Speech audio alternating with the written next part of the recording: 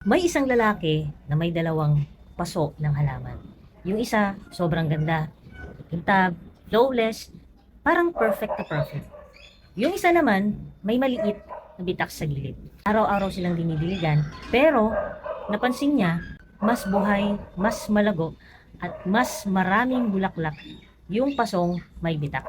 Bakit kaya? Kasi sa maliit na siwang, doon nakakapasok yung hangin, liwanag, at tubig na mas kailangan ng ugat para lumakas. Parang tayo din yan, akala natin kailangan maging buo muna tayo, walang mali, walang sablay, bago tayo maging successful. Pero madalas, yung mga imperfect failures natin, sakit, rejections, at pagsubok, yun pala yung ginagamit ng Diyos para mas palakasin tayo.